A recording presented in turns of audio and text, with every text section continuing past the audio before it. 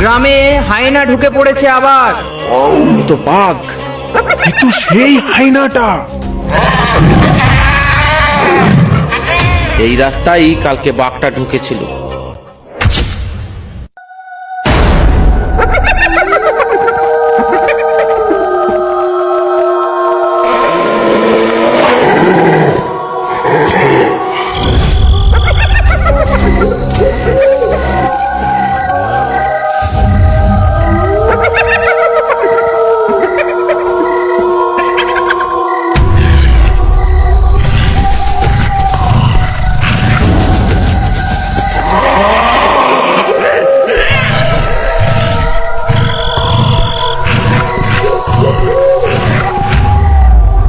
ওই দেখ বাদল, আজ আবার হায়না ঢুকে পড়েছে গ্রামে। পালা পালা।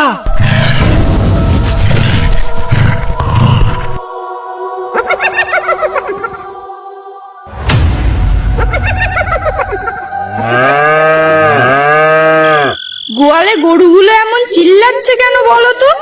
ওই দেখো, কেউ মনে হয় হাসছে।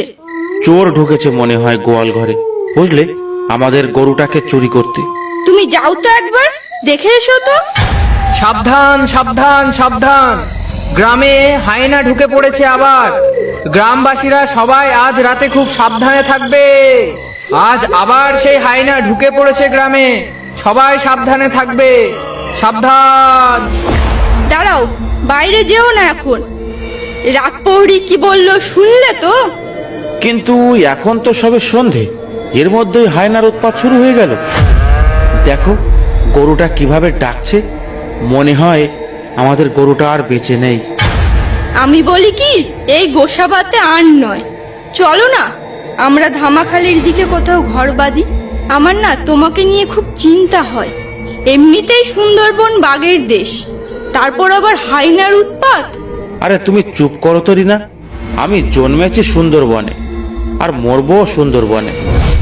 সুন্দরবন আমার মাতৃভূমি যে। তবুও শুনেছি বাঘের চেয়েও ভয়ঙ্কর ভাবে মানুষকে মারে ওই হায়নাতে, গায়ের চামড়া ছিঁড়ে ছিঁড়ে খায়। হ্যাঁ, এটা তুমি ঠিক বলেছ রিনা। বাঘ শিকার ধরে ঘাড়ে কামড়ে, তাতে মানুষ সহজেই মারা যায়। কিন্তু হায়না মানুষকে বাঁচিয়ে রেখে একটু একটু করে সারা শরীরের মাংস ছিঁড়ে খায়। দেবুদা, রতনকে রাস্তায় একা পেয়ে হায়নাটা টেনে নিয়ে গেছে মনোজদের বাগানে। তার ছেঁড়া ভোড়া দেহটা বাগানের এক কোনায় বিশ্রী ভাবে পড়ে আছে। তা মরু, কখনের ঘটনা এটা? এটা ঘন্টাখানেক আগের ঘটনা। রমেশ আর ভূপেন তোমাকে ডাকতে পাঠিয়েছে। লাশটা এখনই দোবাকির চরে পুঁতে আসতে হবে। সবাই মিলে একসাথে না গেলে হায়নাটা হয়তো আমাদের উপরেই আক্রমণ করতে পারে। তাই এখন কোথায় যেতে হবে? ওই দোবাকির চরে? তাছাড়া এখন আর কোনো উপায় নেই গো দেবুদা। চলো, বেশি দেরি করলে হয়তো শিয়াল কুকুরে লাশটা টেনে নিয়ে যেতে পারে। শোনো না, এই রাতে তোমার যাওয়াটা কি ঠিক হবে? কি বলছো রিনা তুমি এসব? আমাদের গ্রামের একটা ছেলে দুর্ঘটনা ঘটেছে, সাহায্য করাটা তো আমাদের কর্তব্য। তুমি কোনো চিন্তা করো না, কাজ হয়ে গেলে আমি জলদি ফিরে আসব। এই চল মরু। চলো দেবুদা, চলো।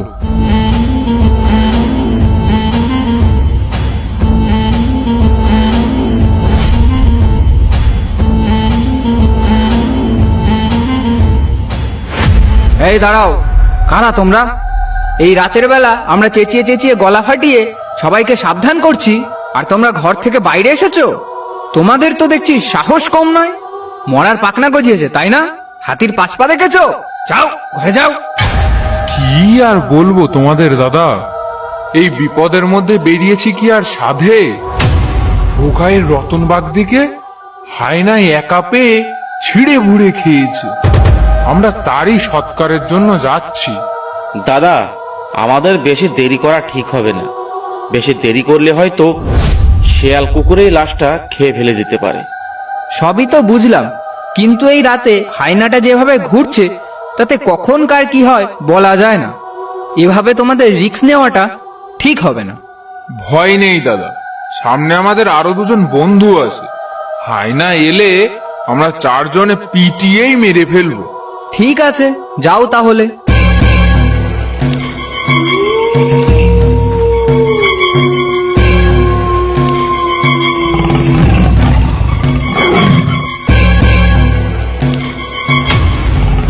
রতনের লাশটা তো এখানেই ছিল। কি যেন একটা চলে গেল লেজ নাড়তে নাড়তে, দেখলি? আর ভূপেন আর রমেশ কোথায়? ওরা দুজনে তো এখানেই দাঁড়িয়েছিল। ওসব বাদ দে, তুই লাঠিটা শক্ত করে ধর আর চল আমার পিছন পেছন গিয়ে দেখি ওটা কোথায় গেল। যদি ওটা হায় না হয়, আমরা দুজনেই ওকে পিটিয়ে মারবো। দেবুদা, একবার ভূপেন আর রমেশকে ডেকে দেখলে ভালো হতো না? সঙ্গে লোক বেশি থাকলে আমাদেরই তো ভালো হতো। ভালো তো হতো, কিন্তু বেশি দেরি করলে বেটা এখান থেকে পালিয়ে অন্য পাড়ায় ঢুকে পড়বে। তার থেকে চল এখনই ওর ব্যবস্থা করা যাক। মনে হয় ও বেশি দূরে যায়নি। চলো তাহলে, তোমার যখন এতই সাহস।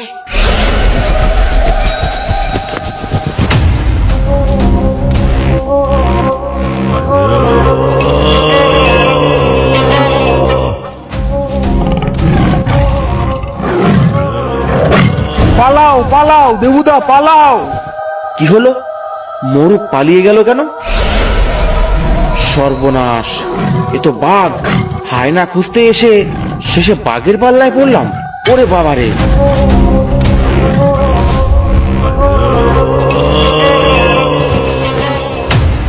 কিরে মরু, তুই আমাকে ফেলে ওভাবে পালালি কেন? যদি আমাকে আজ বাঘে খেয়ে ফেলতো? আরে দেবুদা, তার জন্যই তো আমরা সবাই মিলে যাচ্ছিলাম তোমাকে বাঁচাতে। তুই তো ভালো মানুষ না রে, বিপদের মধ্যে এভাবে ফেলে পালাস। তোর সঙ্গে আর কোনোদিন কোথাও যাব না, মরে গেলেও। আর ভূপেন, তোরা এতক্ষণ কোথায় ছিলি? আর বলো না দেবুদা, আমরা রতনের লাশের পাশেই দাঁড়িয়েছিলাম, কিন্তু হঠাৎ করে ওখানে একটা বাঘ চলে আসাতে তখন কি আর করব, লাশটা ফেলে পালানো ছাড়া আর তো কোনো উপায় দেখলাম না। তাহলে এখন কি করবি? রতনকে তো বাঘটা মুখে করে নিয়ে পালিয়েছে। এতক্ষণ তার আর কিছু অবশিষ্ট নেই। ওই বাঘের থেকে দেহটা ছাড়াতে গেলেও কিছুই পাবো না। আমি বলি কি দেবুদা, কাল সকালে একবার মোড়লের সঙ্গে কথা বলে দেখলে হতো না?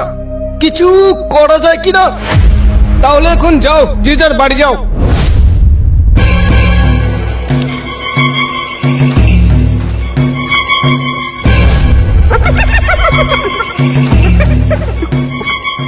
এ কি হাসছে কি এই অন্ধকারের মধ্যে? আবার ভূত টুত নয় তো?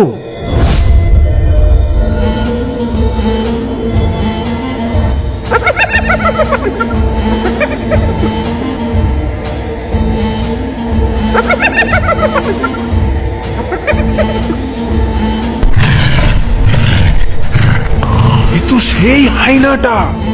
এবার আমি কি করি? পালাতে হবে। হ্যাঁ, আমাকে পালাতে হবে।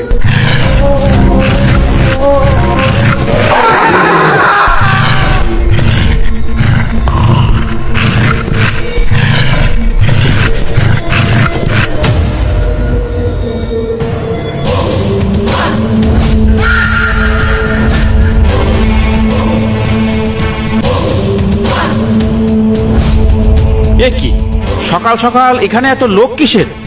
এই একটু শরৎ দেখি, কি হয়েছে? এ কি, এ তো মরু। এর এই অবস্থা হলো কি করে? এই ভূপেন, কি করে হলো রে এমন অবস্থা মরুর? আমি কি করে বলবো বলো তো দেবুদা, আমি সকালবেলায় যাচ্ছিলাম মোড়লের বাড়ি, যাওয়ার পথেই তো দেখলাম মরুর এই দশা। চল তো মোড়লের বাড়ি। এভাবে একের পর এক গণহত্যা হয়েই চলেছে। আজ কিছু একটা করতেই হবে। তাই চলো দেবুদা, তাই চলো।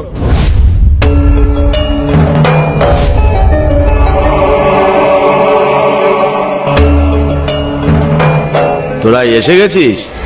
আমি আর রমেশ সকাল থেকে তোদের জন্য অপেক্ষা করছি। আর কালকের কথা সবই আমি শুনলাম। মরু কোথায় রে? মরু তো এখনো এলো না। মরু আর আসবে না। তুমি কালকের কথা তো সবই শুনলে, আর আজকের কথা কিছু শুনলে? কেন, আজ আবার কি হয়েছে? আর মরু আসবেই বা না কেন? বেটা কি শ্বশুর বাড়ি গেছে ভয়ে? মরু আর বেঁচে নেই গো মোড়ল মশাই। কাল রাতেই মরুকে হায়নাটা ছিঁড়ে বুড়ে খেয়েছে। গিয়ে দেখো মাঝ রাস্তায় মোড়ল লাশ পড়ে আছে। মোড়ল মশাই, শুধু হায়না নয়, একটা বাঘও ঢুকেছে গ্রামে। দিনের বেলা দেখা যাচ্ছে না, রাত হলে আবার বেরোবে, আবার এই গায়ের লোক মারবে। কাল দুজনকে মেরেছে, আজ আবার তৈরি থেকো।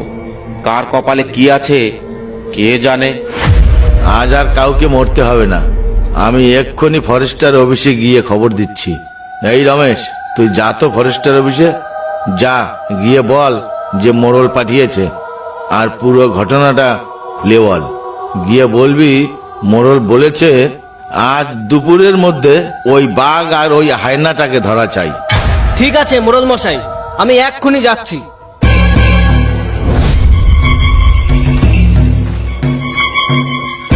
নবীন বাবু, খবর এসেছে গ্রামের উত্তর দিকে একটা হায়না ঢুকে পড়েছে। তুমি চলো আমার সঙ্গে। স্যার, স্যার, আমাকে মোড়ল মশাই পাঠিয়েছে। গ্রামে হায়না ঢুকেছে, আর সেটাকে ধরার জন্য, তাই তো? স্যার, গ্রামে শুধু হায়না নয়, আরো একটা বাঘও ঢুকেছে। আর হায়নাতে কাল দুজন গ্রামের নিরীহ লোককে মেরেছে। মোড়ল বলেছে আজ দুপুরের মধ্যে ওই হায়না আর বাঘটাকে ধরতেই হবে। নবীন বাবু, বন্দুকটা নাও তো। চলো, সোজা মোড়লের বাড়ি চলো।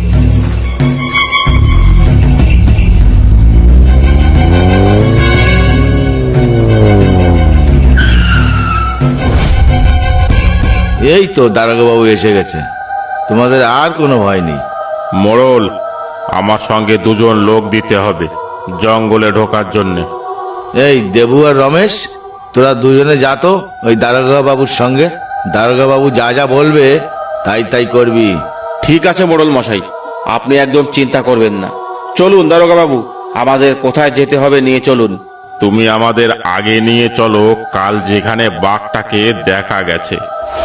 তাহলে চলুন দারোগা বাবু, তোমাকে সেখানেই আগে নিয়ে যাই।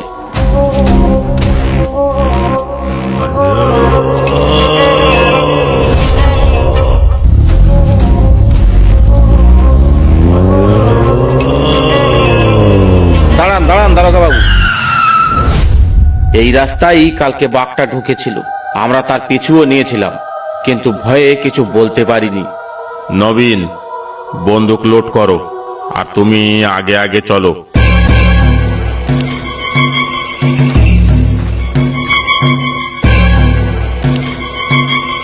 কি ব্যাপার দেবু, জঙ্গলের এত ভেতরে চলে এলাম, তবুও তো বাঘের দেখা মিলছে না। তুমি কি কাল ঠিক দেখেছিলে? আর কিছু বলতে হবে স্যার? সব বুঝতে পেরেছি, বাঘটা আশেপাশেই আছে। সবাই সাবধানে থেকো। নবীন, তুমি একদম তৈরি থেকো।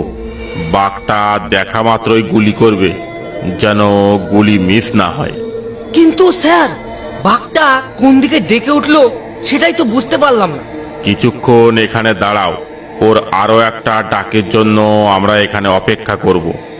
আর সবাই কান পেতে শুনবে ডাকটা কোন দিক থেকে আসে। দারোগা বাবু, ওই তো ওই তো ওই দিক থেকেই তো ডাকটা এলো। চলো, ওই দিকেই চলো।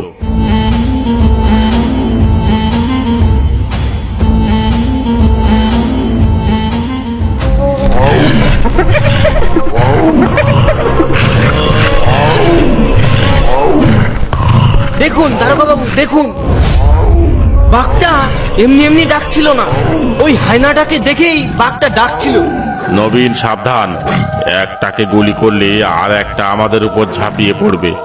তুমি একদম গুলি করতে যেও না যেন। আমি একদম তৈরি স্যার, আপনি কোনো চিন্তা করবেন না স্যার। আমাদের ওরা দেখে ফেললে বাঘ আর হায়না দুজন মিলেই আমাদের উপরে হামলা করবে। ওরে বাবা রে, আজ নির্ঘাত মৃত্যু। আমরা কেউ বাঁচবো না এই হায়না আর বাঘের কবল থেকে। তোমরা কেউ ভয় পেও না, কোনো ঝোপের আড়ালে বা গাছের পেছনে লুকিয়ে পড়ো।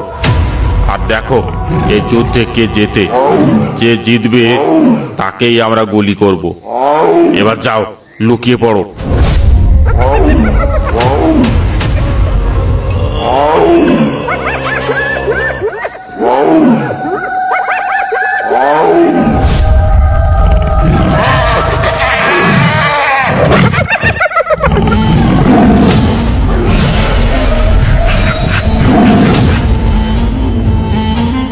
দারোগা বাবু, হায়নাটা তো একেবারেই কুপকাত হয়ে গেল। সুযোগ বুঝে বাঘের মাথায় গুলি করবে নবীন। দেখো গুলি যেন মিস না হয়, তাহলে আমাদেরই ভবলীলা কিন্তু সাঙ্গ করে দেবে। একদম সাবধান। দারোগা বাবু, বাঘটা মনে হয় মারা গেছে। কাছে গিয়ে একবার দেখুন তো।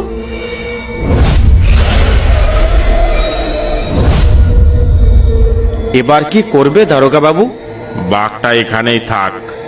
এই হায়নাটাকে নিয়ে চলো তোমরা থানায়। আর এই বাঘটার জন্য থানায় গিয়ে আমি গাড়ি পাঠাচ্ছি। এ বাঘটাকে তোমরা দুজনে মিলে তুলতেই পারবে না। ঠিক আছে বাবু, আপনারা আগে আগে যান, আমরা হায়নাটা নিয়ে থানায় যাচ্ছি। ঠিক আছে, এসো তাহলে।